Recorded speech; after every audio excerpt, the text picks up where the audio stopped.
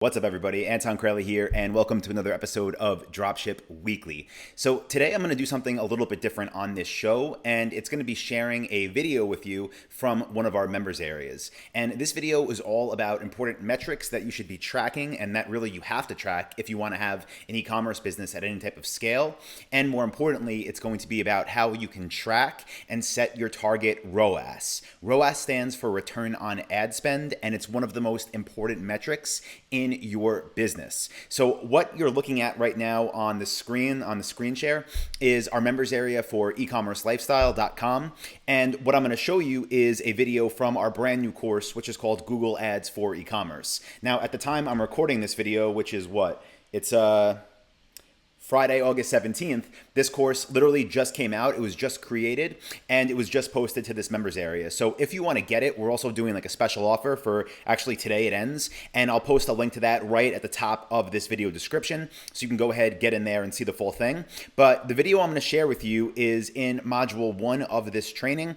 And it's this video right here, how to calculate break-even return on ad spend and basic metrics. So this video was created by a friend of mine, also a business partner, or someone I should say I'm in a partnership with when it comes to education and services. His name is Michael Erickson. He runs a huge company called Search Scientists. They deliver over 10 million clicks every year to different e-commerce stores, and they're actually in the top 3% of all of Google partners, which is a lot of companies. So they've got a ton of data. They definitely know what works, what doesn't, which is why I partnered with them on this new training. But again, what I'm going to do right now is let Michael take over, and he's going to be talking to you all about how to calculate break-even return on ad spend and what metrics to track in your business. So let's go ahead and get started with this episode of Dropship Weekly.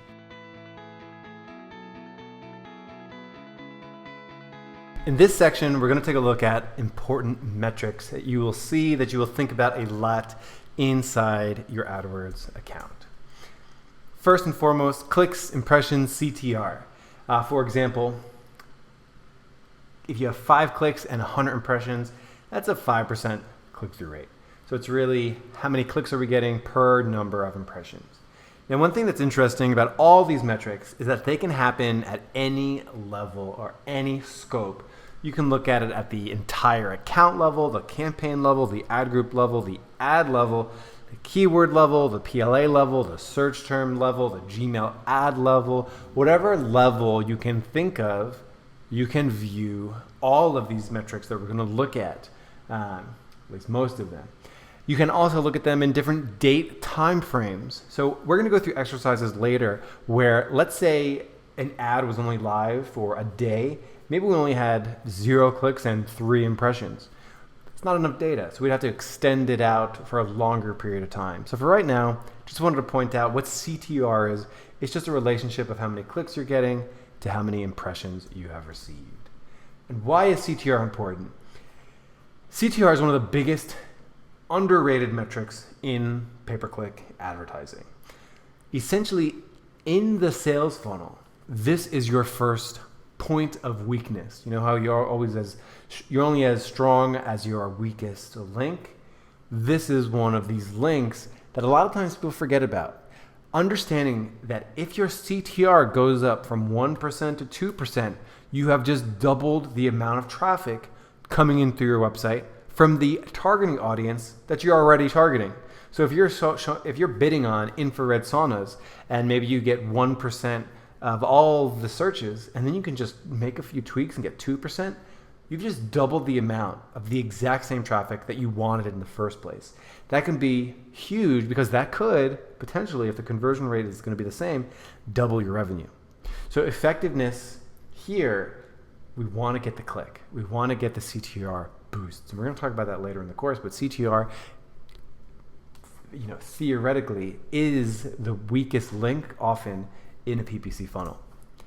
And if you're just going to be asking, what's an average CTR? It's about 1%. Anything over 1% is pretty good. Now beware of average CTRs and beware of average metrics, because top of funnel keywords are going to have different click-through rates than bottom of funnel keywords. Search ads are going to have different click-through rates than PLAs, than display ads, than YouTube ads. And in fact, sometimes you may want to intentionally decrease your CTR. For example, let's say your infrared sauna costs $900 and everybody else's only costs $800. You don't want people who are expecting an $800 sauna clicking on your ad if all of your saunas are $900.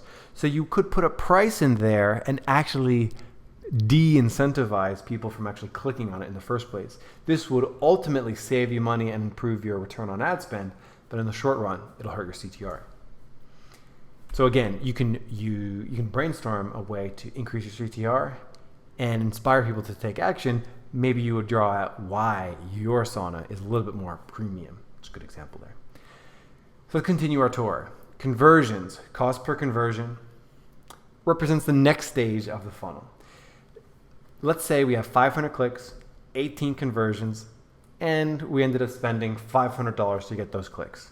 Our CPA, or cost per acquisition, oftentimes referred to as, CPA, cost per acquisition, or cost per conversion, is $27.78, which is basically just cost, how much we spent, over the amount of conversions. So if we spent $500 to get 18 conversions, that's 27.7 cost per acquisition, giving us a conversion rate of 3.6. Now, a conversion can be defined as literally anything. A conversion can literally be looking at a product. It can be clicking add to cart. It could be looking at your cart. It can be spending 30 seconds on your website. It can be being a repeat visitor. A conversion can actually be defined as anything here. So these 18 conversions, unless you know this for a fact, if someone shows you their Google Ads account and they say, look at all these conversions, you might want to double check and see, are these actual sales that are happening? Or maybe they're just tracking some kind of Google automated goal. One thing Google started pushing was actually these things called SMART goals. Things like time on site, or return visitors, or viewing 3 pages. Sometimes in Google Analytics, you might see this where people have tons of conversions. So keep in mind, a conversion can be whatever you want. By default, we're going to refer to conversions, and most people refer to conversions as an actual sale that happened. So that's that. Is CPA the be-all, end-all? So there are some people that look at cost per acquisition as the most important metric in their account. And really, that's not the case. Would you rather have $50 conversions at a $10 CPA or $100 conversions at a $20 CPA? Meaning, if you're able to spend more and improve your actual profit, you would want to do that. So cost per acquisition, we need to take with a grain of salt. And really, there's one metric to rule them all for e-commerce stores, which is return on ad spend, how much you actually made.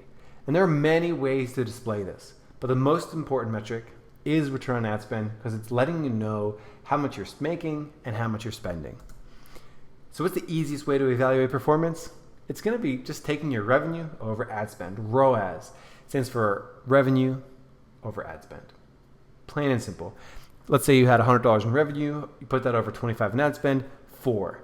So you would call this 4x. So this is how you describe how your ads are performing in relation to their revenue and their cost. One activity that we need to do is identify our break-even ROAS.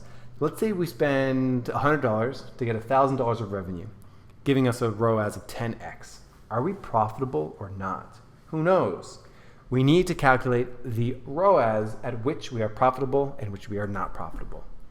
So to understand this, we need to know what our COGS is, our cost of goods sold. Now, for the purposes of PPC, I just like to think of COGS as all the costs associated with selling something. Your taxes, your fees, purchasing the product, getting the product made, shipping the product, everything that goes into it. So let's take a simple example.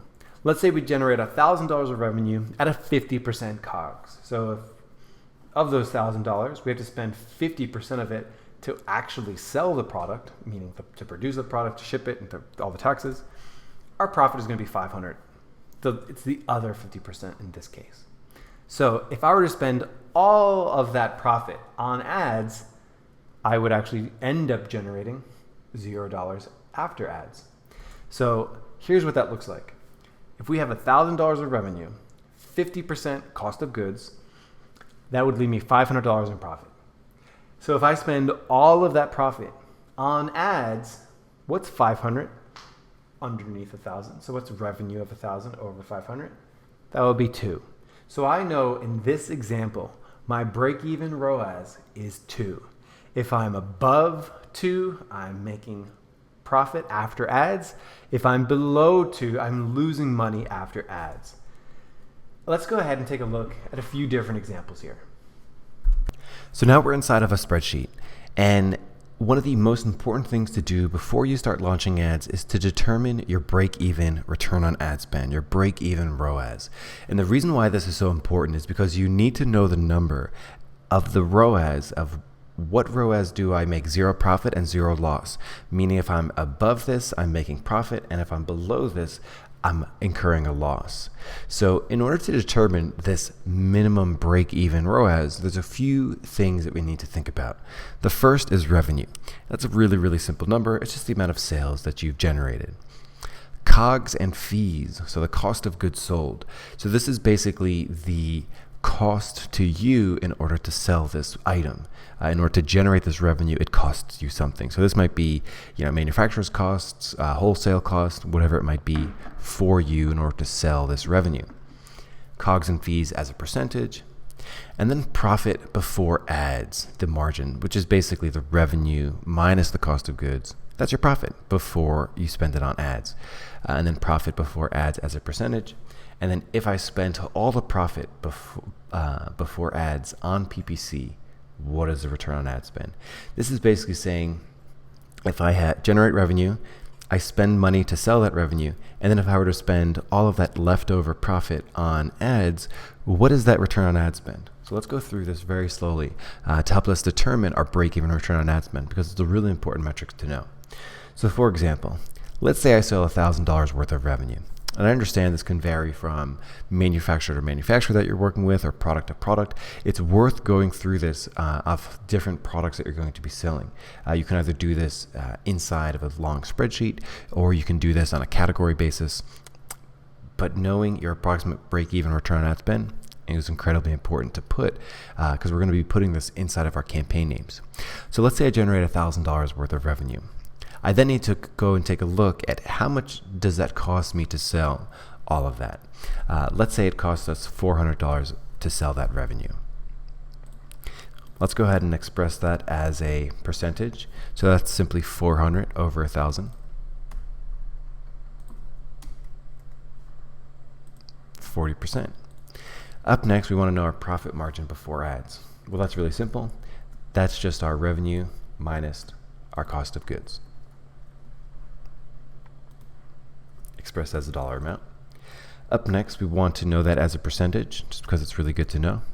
So for that, I'm just going to take 600 and throw it over 1,000. So that means our profit before ads is 60%. So you can see here that if I were to generate $1,000 worth of revenue, it's going to cost me $400 just for the product and the fees itself. Expressed as a percentage, that's 40% cost of goods and fees. What's left over after subtracting those $400 of costs is $600. So I have 60% profit before I spend anything on ads. Now the question is, if I were to spend all of this profit right here, spend all this $600 on ads, what is that return on ad spend? Because that is my break-even return on ad spend. And you can see this very clearly because if I were to spend $601 in order to sell $1,000, I just lost $1. If I were to spend $599 to generate that $1,000 of revenue, I just made $1. So I want to know that break-even point at which I make 0 profit and 0 loss to know where I should be. So basically, return on ad spend, that's revenue over ad spend. So that's revenue, $1,000 over the $600. And this gives me my break-even return on ad spend of 1.7, which means that if I'm over 1.7, I'm generating profit, and if I'm under 1.7, I'm incurring a loss. And this number we're going to be using as our break-even return on ad spend. When it comes time to determine a target return on ad spend, meaning we obviously probably don't want to just break even all the time. We probably want to generate some profit left over.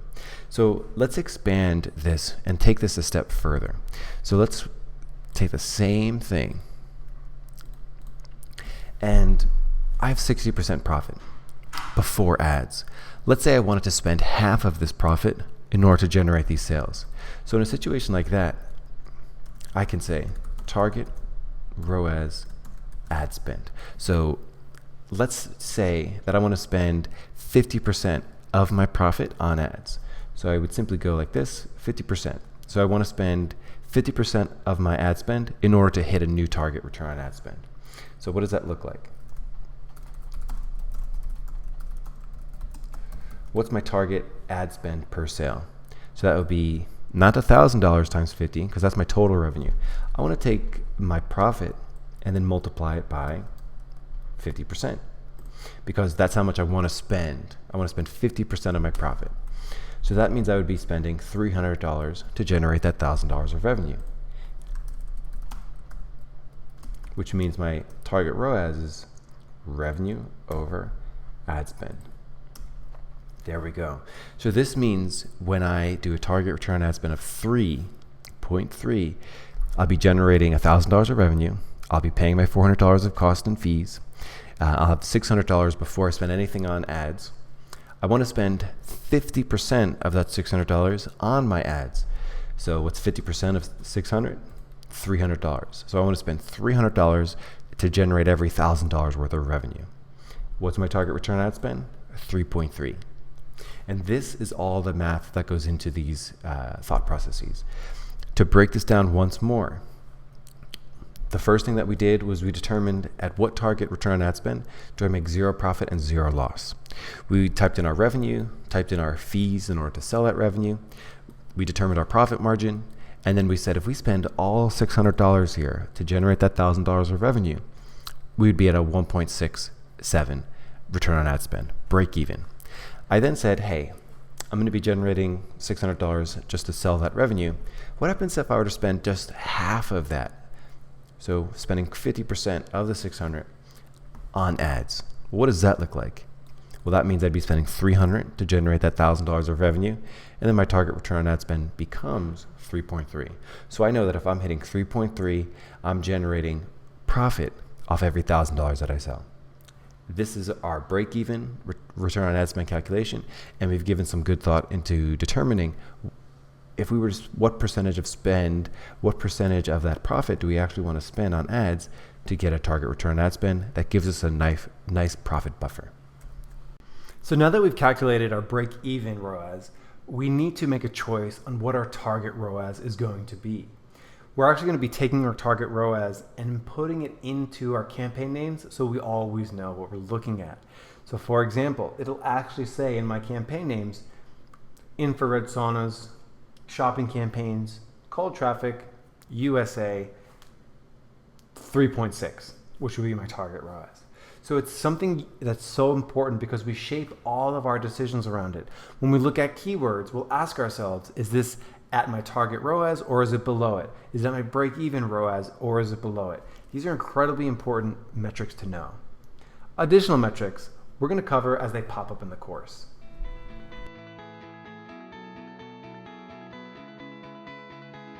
All right, I'm back. So hopefully you did enjoy that video. I hope you got a ton of value, and I hope that you actually implement this tracking system into your own business, because that is how everybody that's scaling successfully is doing it. Doesn't matter if you're using Google ads, Facebook ads, whatever. This is how you track your numbers. This is how you know how much money you could spend and still be profitable and really control how profitable your business is. Now, I did mention before we got into Michael's portion of this video that this is our brand new Google Ads for e-commerce course, and I'll give you a quick preview of it. We have different videos in here about, different ways to target people on Google, different areas of the funnel, how to get a PPC lift amongst all your campaigns together, basically how to create your Google Ads account. We take you through things like Google product listing ads, which, by the way, are our highest converting source of traffic, and they have been for as long as I've been in e-commerce. They've always done the best for us, which is about a decade now, actually over a decade. We take you through things in here like how to do search text ads and display ads, how to write ad copy, how to actually structure your campaigns. And I didn't even mention this, but we have our advanced Google Shopping setup, which really will give you better results than almost anybody doing this, because most people are pretty lazy when it comes to Google Shopping ads. We teach you how to do it better than, again, most of your competitors. So even if you're brand new to Google advertising, this really is the perfect starting point. From there, we take you through things like campaign optimization. And by the way, all of these are videos with notes and worksheets. This campaign here in campaign optimization, we show you inside of a live Google Ads account how to optimize numbers once data starts coming in, which of course is how you scale this thing. And then we have a module on outsourcing pay-per-click if you want someone to manage your campaigns for you. So really cool course. Again, right now it just came available from our company. So I'm going to put a link to it in the first comment and in the description. If you want to get in and enroll in this course, again, it is on a promotion because it is just released and it's going to be on a promotion until the end of the day when I'm recording this video. So definitely go check it out, get enrolled if you're serious about this. And if you are a member of Dropship Lifestyle already, then guess what? You already have this. You actually have it for free. So pretty cool. But if you're not a member yet, get enrolled now. You'll get it in your account. Again, special offer because it's brand new for this week. So with that being said, guys, that's going to do it for this video. Hope you got value as always. If you did, definitely click the like button, give the video a thumbs up, and subscribe so you can get an update every time I publish a new video right here on Dropship Lifestyle. So thank you, everybody, and I'll see you in the next video. Bye.